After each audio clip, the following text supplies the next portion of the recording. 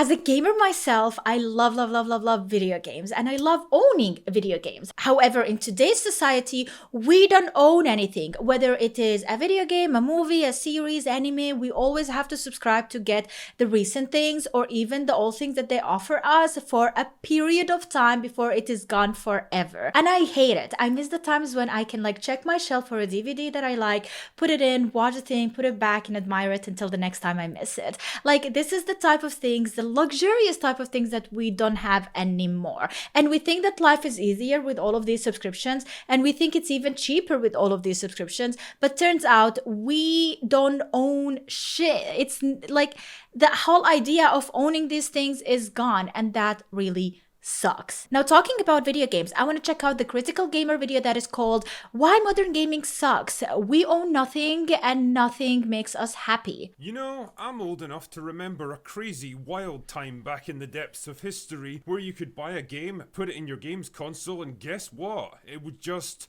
Work. What? Were you saying something? Yeah, you don't have to connect Look, I online, don't speak right? Spanish. Not even for no single. 5-hour installs, no queue of hard drive devouring updates, no laundry list of patches just to get the thing running. You just put it in and played it. And the best part is you could keep playing it as long as you still had the disc and didn't decide to use it as a coffee coaster or a doorstop. It didn't matter if the developer went out of business or the publisher decided to revoke the rights or some idiot managed to crash the company's server. None of that made any difference because it was just you in the game and it was yours to own and use forever. And you paid for it. It's a very different beast though, and that's what I really want to talk about today. Like, how many times have you bought a game in recent years, put the disc in, all excited to play it, only to find yourself staring at an install progress bar for the next 3 hours? So you put the console into rest mode and come back a few hours later to find that the whole thing is ground to a halt because you didn't have enough hard drive space to accommodate the massive bloated monstrosity that you're trying to cram in there. So you have to start deciding which other games get to live or die, like some doctor performing triage after a mass casualty event. But that is just the beginning. You want to stream the game or play with your friends online, do you? Well, that'll be another 10 hours of patches and updates just to get a barely functional version of the game that can talk to all the other versions floating around out there. Then there's the random updates that always seem to happen at the least convenient time possible when you finally manage to carve out a couple of hours to game with your buddies. Exactly. Like, if you are talking about kids, teenagers who have all the time they want in the world, they don't care, you know, they can just fill their time while waiting, playing other things, hanging out, whatever, and then come back to it. But if you're talking about someone who genuinely only has 1 or 2 hours per day to play video games and he is scrambled with all these obligations like raising children or going to work, then it does matter when there is an update in the most freakish unwanted times ever. I'm talking from experience. Only to find out that half the group don't have the latest patch containing gimmicky celebrity skins and character models that nobody fucking wants anyway, but for some reason are absolutely mandatory for the game to even function, and it's gonna be at least an hour before they're ready. Then cast your mind forward to the end of this great circle of gaming, when the game itself falls victim to the endless battle for declining hard drive space and has to be deleted to make way for the next piece of bloatware. Then perhaps a few months or years later, you get a hankering to play it again, so you put the game in and brace yourself to go through the whole torturous process again, but oh no, while you were away, the developers decided it was no longer cost effective to maintain the servers, so bye bye online gaming with your friends. But you can still stream it in single player mode, right? Wrong. Nope. That's the stupidest shit I have ever heard. If you are making me pay for a video game, then you will give me single player for the rest of my life.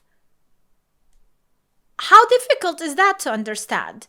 Then don't sell me a digital version where you need the servers or whatever. Put all the things on that CD, DVD, whatever, and give me that, all right? Because I don't understand this. I understand subscription-based stuff, Xbox Game Pass. I buy Xbox Game Pass, and I don't expect a lot. I pay $12 a month. I don't expect a lot, all right? Give me what you give me. Take what you want to take. It's not that expensive. It's not that deep. But if you expect me to pay $60, $70, $80, $100 in a video game, and then take it away, even the single-player mode that doesn't even require online mode, and I don't know why it does, then come on. You are making me really mad. Because without the servers, you can't download all those vital updates that allow the game to work online in the first place, or just work in general. So what you're stuck with instead is a buggy, unfinished, barely functional I do love piece this. of shit that cost upwards finished of the game, it's awesome. $80 and can't do much of anything now except eat up hard drive space. What the f- And that's the best case scenario. I mean, More these and are more games funny. These days don't even come on discs at all. So even if you do buy a physical copy, it's literally just an access key for you to download the game itself from the so developer's dumb. server.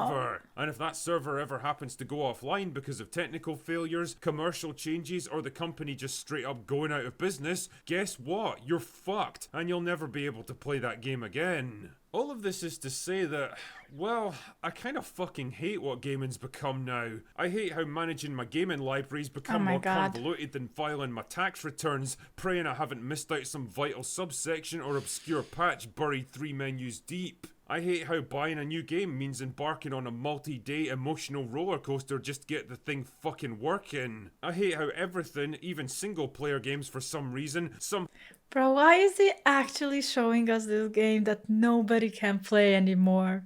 requires an internet connection all the time for no obvious reason, like it'll die of loneliness without constant reassurance. I hate feeling like every game I own is somehow living on borrowed time, like at any moment some asshole developer might decide to pull the plug and shut it all down. But most of all, I miss the simple pleasure of just putting a game in and playing the fucking thing, and knowing that it's mine forever and I could come back to it 10 years from now if I wanted and still be able to pick up where I left off. Yep. As a little side note, that really did happen with Final Fantasy VIII on the PlayStation. I got so stuck on the Adele fight back in 1999 that I threw a big hissy fit, chucked the game in a drawer and didn't fire it up again until 2008. Found my old save file on the memory card and finally battled my way through to the end almost 10 years after buying it. Whoa, Fuck, that's I hate that insane. game. Anyway, I digress. It seems like I'm not the only Why one did who you finish feels like it? gamers are getting a bit of a shitty deal these days, which is why the Stop Killing Games movement has gained so much traction over the past 1 million few weeks. And I'll be signatures. honest, I 100% agree with them. need to sign to Something that. I has don't know to if be I can done to sign from safeguard Germany. gamers and their purchases and guarantee some kind of post-life support for older games. And look, I know we're never going to go back to what we had 20 years ago. Games now are orders of magnitude bigger and more complex than they were back in the 90s and the 2000s, and it's good that we're still pushing the boundaries of what's technically possible. Although I'd argue that we're kind of reaching the limits of what can be done graphically, but that's another discussion.